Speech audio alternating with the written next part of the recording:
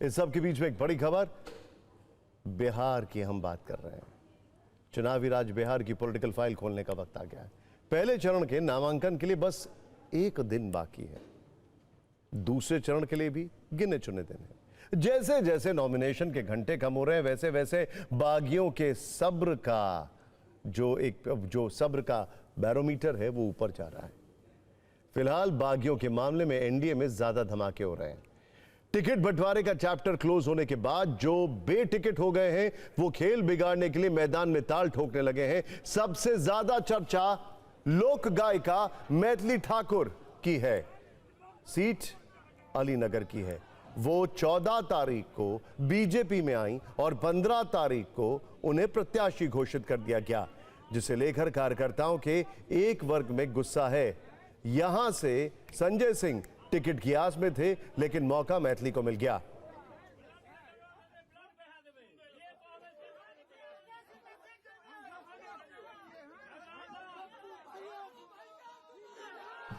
बागी तेवर दिखा रहे हैं। मैथिली ठाकुर के खिलाफ अलीनगर बीजेपी में बगावत देखी जा रही है। विधानसभा क्षेत्र में पड़ने वाले पार्टी के 7 मंडल अध्यक्ष उनके खिलाफ हो गए। भागलपुर विधानसभा से रोहित पांडे को टिकट मिलने पर भी हंगामा हो रहा है। पूर्व केंद्रीय मंत्री अश्विनी चौबे के बेटे अर्जित शाश्वत चौबे और वरिष्ठ नेता प्रशांत विक्रम ने यहां से निर्दलीय चुनाव लड़ने की घोषणा कर दी है। रोहित पांडे 2020 का चुनाव 1113 वोट से हार गए थे, क्योंकि तब बीजेपी के बागी उम्मीदवार विजय साहा ने अच्छा खासा वोट काट लिया था। भागलपुर जिले में गोपालपुर के जेडीयू विधायक गोपाल मंडल का टिकट कट गया है। उनकी जगह आरजेडी से जेडीयू में आए बूलो मंडल को टिकट मिला है। अब गोपाल मंडल निर्दलीय लड़ने की बात कर रहे हैं। जेडीयू के ही श्याम बहादुर सिंह ने बढ़हरिया सीट से निर्दलीय प्रत्याशी के तौर पर पर्चा दाखिल कर दिया है। उन्हें नीतीश कुमार का करीबी माना जाता रहा है, लेकिन इस बार वो बागी हो चुके हैं। जो खुलकर बगावत नहीं करना चाहते, वो समर्थकों के जरिए प्रेशर बनाने की कोशिश कर रहे हैं। इन्हीं में एक नाम है औरई से बीजेपी विधायक राम सूरत राय का। उनका टिकट कटा तो समर्थक पटना में बीजेपी दफ्तर पहुंचकर प्रदर्शन करने लगे।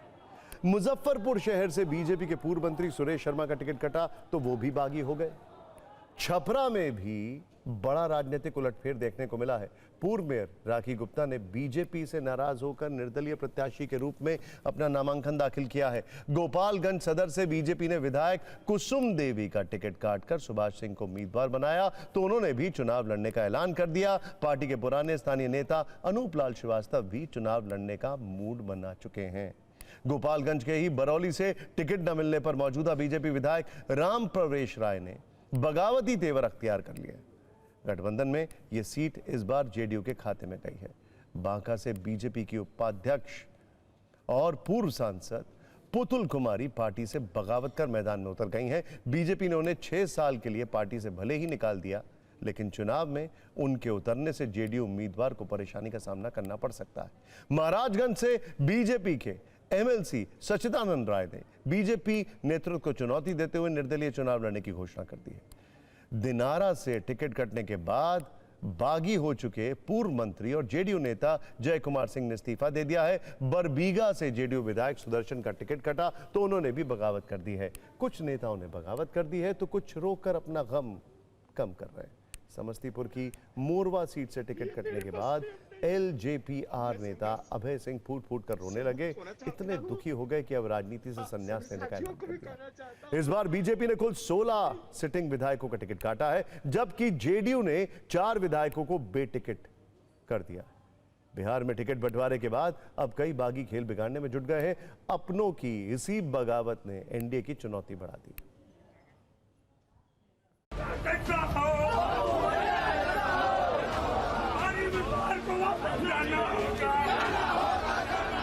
हम तो निर्दलीय हो गए ना, कोई दल नहीं है। वो तो बूलो मंडल को, आरजेडी का लोग था, बूलो मंडल को दे दिया,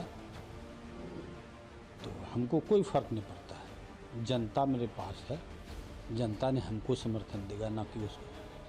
हमारे पास सवर्णों का वोट है, बैकवर्ड क्लास का सब है, हिंदू मुस्लिम यादव का भी वोट है।